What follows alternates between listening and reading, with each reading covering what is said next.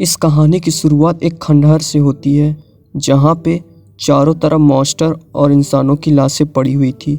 वहाँ पे एक लड़की खड़ी थी जिसने अपने हाथ में खून से सना हुआ चाकू लिया था और बोलती है, क्वीन फैंग, तुम्हें मानना पड़ेगा। 104 आइसोलेटेड इफेक्ट के बावजूद तुमने इस एंशिएंट गॉड रून को क्लियर कर दिया।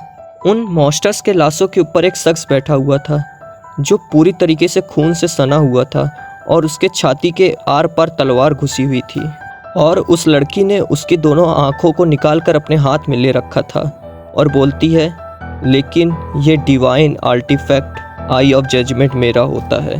क्वीन फैंग खांसते हुए बोलता है, क्यों? तुमने मुझे धोखा क्यों दिया? मैं तो तुम्हारा भाई था ना क्वीन शाओ। क्वीन शाओ बोलती है, क्या बोला भाई? तू और कुछ नहीं, सिर्फ एक नाजायज औलाद है जिसको मेरे बाप बाप ने गोद लिया था और तेरे नसों में तो मेरा खून भी नहीं है, फिर भी तू मुझे अपना भाई बोलता है। तभी क्वीन शाओ के पीछे से एक आदमी आता है और बोलता है, शाओ, तुम्हें उससे बात करने की कोई जरूरत नहीं है, अब ये तुम्हारा भाई हमारे किसी काम का नहीं है। शाओ हंसते हुए बोलती है, सॉन्गफिल तुम आ गए। इसके बाद सॉन्गफिल बोलता है, क्वीन फैंग, मुझे तुम्हारा शुक्रिया कहना होगा, तुम्हारे बिना मुझे ये डिवाइन आर्टिफैक्ट कभी न मिलता। और तुझे पता है तुम्हारी लाइफ स्पैन को पूरी तरीके से खत्म करने के लिए मुझे कितनी मुश्किल झेलनी पड़ी थी इस सोल ब्लेड को पाने के लिए जो इस वक्त तुम्हारे छाती के आर पार घुसी हुई है। बता तुझे मेरा तोहफा पसंद आया कि नहीं? फैंग बोलता है, क्वीन शाओ, हमारे माँ बाप के मरने के बाद मैंने तुझे पाल पोस के बड़ा किया और तेरी पढ़ाई में भी तेरी मदद की। जब ये गेम हमारे वर्ल्ड में आया तो मैंने कितनी बार अपनी जान जोखिम में डाली तेरे लिए, लेकिन फिर भी तूने मुझे धोखा दिया। क्वीन शाओ बोलती है, हमारे पेरेंट्स के मरने के बाद तुम हमेशा मेरी लाइफ में इंटरफियर किया करते थे और मुझे कंट्रोल करने की कोशिश करते थे। पहले मुझे और सॉन्गफिल को तुम्हारे प्रोटेक्शन की ज़रूरत थी, इसलिए तुम हमारे लिए ज़रूरी थे, लेकिन अब हमें डिवाइन आर्टिफैक्ट मिल चुका है, इसलिए मुझे तुम्हारी अब कोई ज़रूरत नहीं है। सॉन्गफिल क्वीन फैंग के ऊपर हमला करते हुए बोलता है, अब बस आराम से मर जा, मैं तुम्हारे लिए क्वीन शाओ का अच्छे से ध्यान रखूंगा। क्वीन फैंग चिल्लाते हुए बोलता है, अगर मैं आज मर भी गया फिर भी मैं तुझे ऐसे नहीं जाने दूंगा, लेकिन सॉन्गफिल उसका गला काट देता है। सन 2025 ये वो दिन था जब गॉड फॉरसेकन गेम इस दुनिया में आया। जब भी कोई इंसान सोता था वो इस गेम में ज़बरदस्ती खींच लिया जाता था। इस गेम में सिर्फ एक ही चीज़ मायने रखती थी, वो है तुम्हारी लाइफ स्पैन। गेम में मरने से तुम अपनी लाइफ स्पैन खो देते थे, लेकिन अगर तुम किसी मॉन्स्टर्स का शिकार करो तो तुम्हें लाइफ स्पैन मिलती थी और लाइफ स्पैन का इस्तेमाल करके प्लेयर गेम की एबिलिटी का इस्तेमाल रियल वर्ल्ड में भी कर सकते थे। और उस दिन से ये पूरी दुनिया चेंज हो गई और हर जगह सिर्फ तबाही ही तबाही मची थी। मैंने खुद को और अपनी बहन को जिंदा रखने के लिए कई बार मौत का सामना किया और बड़ी मुश्किल से ग्लोबल के टॉप 100 पावर हाउसेस में से एक बन पाया। सारे खतरे और मुश्किलों को पार करके आखिरी में मैंने एंशिएंट गॉड रून को भी क्लियर किया, जिसके कारण मुझे divine artefact eye of judgment मिली। और तब मुझे लगा था शायद अब मेरे पास ये काबिलियत है जिससे मैं पीक तक पहुंच पाऊंगा। लेकिन किसे पता था कि इस सक्सेस की वजह से मुझे अपनी खुद की बहन से ही धोखा मिलेगा। तो अपनी पूरी ज़िंदगी मैंने जो खतरे झेले और जो मुश्किलों का सामना किया उसका कोई मतलब नहीं है। मैं इसे एक्सेप्ट नहीं कर सकता। काश मुझे एक बार फिर जीने का मौका मिलता तो इस बार मैं सिर्फ अपने लिए ही लड़ता। जब क्वीन फैंग की आँख खुलती है तो वो अपने ही कमरे में लेटा हुआ था और बोलता है, क्या ये रियल वर्ल्ड है? इसका मतलब मैं अभी तक मरा नहीं हूँ। और वो अपनी मोबाइल उठा के देखता है तो वो हैरान हो जाता है और बोलता है, क्या 2025? इसका मतलब मैं समय में 9 साल पहले उस दिन में आ गया हूँ जब गॉड फॉरसेकन गेम इस दुनिया में आया था। क्वीन शाओ घर के दरवाजे को लात मार के खोलती है और अंदर आके चिल्लाते हुए बोलती है, क्वीन फैंग, तुम घर पे ही हो ना? तुम मेरा फ़ोन क्यों नहीं उठा रहे थे?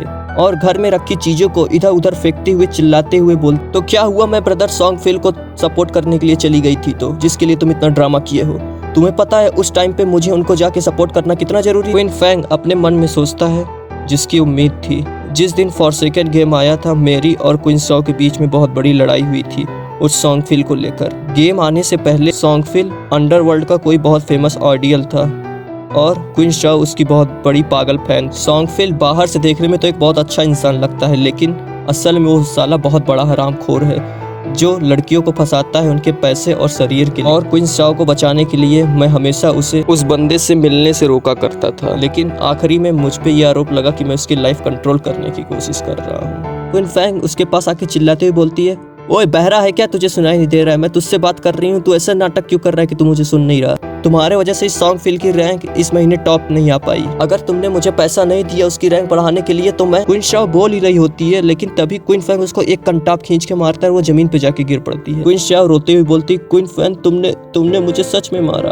क्वीन फैंग उससे बोलता है, आज मेरे पास तुझसे बहस करने का समय नहीं है, लेकिन अगर तू मेरे ऊपर ऐसे ही भौंकती रहेगी तो मैं तेरा थोबड़ा तोड़ दूंगा। और वो उसके मुंह पे एटीएम फेंक के मारता है और बोलता है, ये ले पकड़, ये वो पैसे जो तुम्हारे पेरेंट्स छोड़ के गए थे, मैंने इसमें से एक भी रुपए नहीं निकाला है, आज मैं तुझे पूरा वापस दे रहा हूँ। और वो अपने कमरे में जाते हुए बोलता है, और सुन, आज से तेरी जैसी मेरी कोई बहन नहीं है। क्वीन फैंग अपने रूम में चला जाता है और सोचता है, अपनी पिछली जिंदगी में क्वीन शाओ को प्रोटेक्ट करने के चक्कर में मैंने बहुत सी अपॉर्चुनिटी मिस कर दी थी।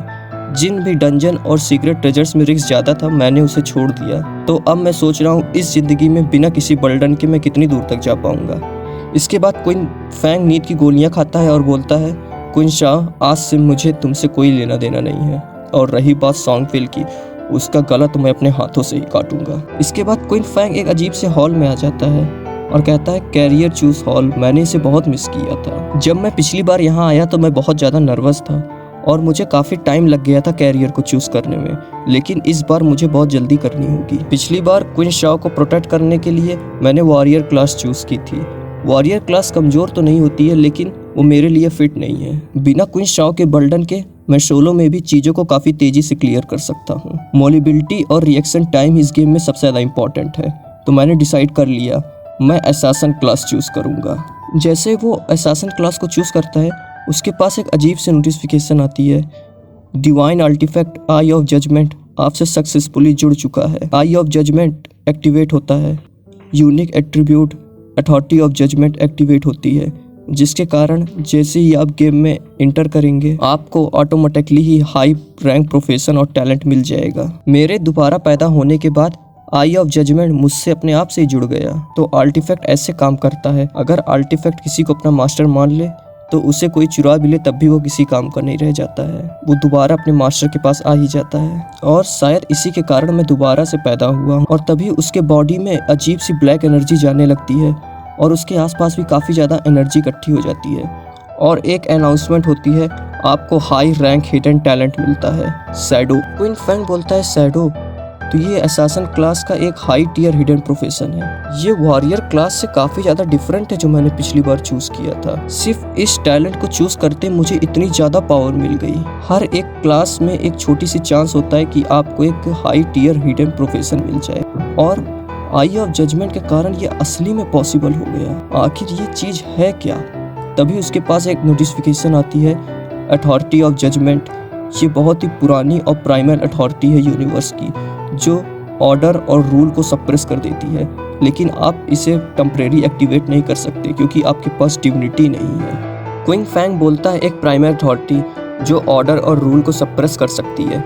मेरी पिछली ज़िंदगी में गॉड फॉरसकन गेम को आए 7 साल भी नहीं बीते थे जब एक स्ट्रॉन्ग प्लेयर गॉड ऑफ रिलिम को छोड़कर रिलिम ऑफ ऑर्डर में पहुंच गया था। तब लोगों को अथॉरिटी के पावर के बारे में पता लगा था, और उस समय लोगों को पावर ऑफ ऑर्डर के बारे में पता लगा था। लेकिन इस घटना के कई साल बीतने के बाद भी किसी को भी पावर ऑफ ऑर्डर नहीं मिला। लेकिन इस घटना के कई साल बीतने के बाद भी कोई भी पावर ऑफ ऑर्डर को पा नहीं सका। मैंने कभी सोचा नहीं था कि मुझे अपनी जर्नी की शुरुआत में ही प्राइमर अथॉरिटी मिल जाएगी जो रूल और ऑर्डर को सप्रेस कर सकती है। मुझे जल्द से जल्द गॉड अबंडेड रिलिम को छोड़कर रिलिम ऑफ ऑर्डर में पहुंचना होगा ताकि मुझे डिविनिटी मिल सके, तभी मैं इस अथॉरिटी को एक्टिवेट कर पाऊंगा। इसके बाद क्वीन फैंग के सामने गेम में नाम चूज करने की नोटिफिकेशन आती है और क्वीन फैंग बोलता है, क्योंकि इस बार मेरा प्रोफेशन शैडो से पैदा हुआ है तो मैं अपना नाम शैडो ही रखूंगा। और उसका नाम चूज करते ही वो गेम के अंदर सेल टावर नाम के सेफ जोन में आ जाता है, जहाँ पे मॉन्स्टर्स और प्लेयर एक दूसरे पे अटैक नहीं कर सकते हैं। सेफ जोन के अंदर उसके अलावा भी काफ़ी प्लेयर्स थे, लेकिन वो लोग इस चीज को लेके परेशान थे कि वो इस गेम में आ कैसे गए। और वो लोग आपस में बात कर रहे थे आखिर ये प्रोफेशन, ये गेम नेम, आखिर ये सब है क्या। अरे भाई तुझे पता है मैं तो कल अपनी नाइट शिफ्ट करके वापस आया था, मैं काफ़ी थका हुआ था इसलिए मैं सो गया, लेकिन मुझे पता ही नहीं चला मैं इस गेम के अंदर कैसे आ गया। क्विन फैंग उन सबको देख के अपने मन में सोचता है लगता है काफ़ी लोग इस गेम में पहले ही खींच उठे हैं। जल्द ही अलग अलग कंट्री के पावरफुल लोग भी आ जाएंगे इस वर्ल्ड के ऑर्डर को चेंज करने के लिए। मैं अब ज़्यादा इंतजार नहीं कर सकता, मुझे जल्द से जल्द ताकतवर बनना होगा। तभी क्विन फैंग के सामने अचानक से कुछ लोग टेलीपोर्ट हो जाते हैं और उनमें से एक बोलता है लगता है मरने के बाद हम लोग टावर में वापस से आ जाते हैं। और वो साला मॉन्स्टर वो बहुत ताकतवर है, उसने मुझे सिर्फ एक ही अटैक में मार दिया। वो तो सिर्फ एक लेवल 1 का ही मॉन्स्टर है ना, उसे तो कमज़ोर होना चाहिए, लेकिन हम सब मिल के भी सिर्फ उसकी 1/3 लाइफ ही ख़त्म कर पाए। और तुझे पता है मरने के बाद मैंने अपनी आधी लाइफ स्पैन खो दी, अब मैं क्या करूँ। सिस्टर लीजिए आपको पता है हमें क्या करना चाहिए। और उन सब के साथ एक लड़की भी थी जो उन सब से दिखने में अलग लग रही थी और क्विन फैंग उसको देख के सोचता है आर्चर एक शॉर्ट बो के साथ, देख के लगता है इसके पास भी एक हिडन क्लास है। वो लड़की क्विन फैंग को देख के बोलती है भाई देखने में लगता है तेरे पास भी हिडन क्लास है, हमारे साथ टीम ज्वाइन करना चाहोगे। टावर के बाहर जो मॉन्स्टर है वो बहुत ज़्यादा ताकतवर है, तुम अकेले उन्हें मार नहीं पाओगे। हमारी टीम एक बार वाइप आउट हो चुकी है इसलिए हमारे पास एक्सपीरियंस भी है। क्विन फैंग अपने मन में सोचता है हाँ तुम लोग के पास मरने का एक्सपीरियंस है ना। वो बोलता है नहीं मुझे कोई ज़रूरत नहीं है, और वो बोलता है नहीं मुझे इसकी ज़रूरत नहीं है। और क्विन फैंग वहाँ से चला जाता है। उस लड़की के पीछे जो लोग खड़े थे वो बोलने लगते हैं बात तो ऐसे कर रहा है जैसे कि बहुत बड़ा 30 मार खा है ये। हम 5 लोग मिल के भी उस मॉन्स्टर को नहीं हरा पाए, इसको लगता है ये अकेले ही हरा देगा। लगता है ये साला पागल है, हम लोग इसको बताए कितना खतरा है बाहर फिर भी मरने जा रहा है, लगता है मरने का बहुत शौक है इसको। और लड़की उसका नाम देखती है और बोलती है अच्छा तो इसका नाम शैडो है, साला बहुत ताकतवर बनने की कोशिश कर रहा है, चलो चल के इसको फॉलो करते हैं, शायद हमें मॉन्स्टर के बारे में कुछ जानकारी मिल जाए और शायद हम ये भी देख सके कि ये मरता कैसे है।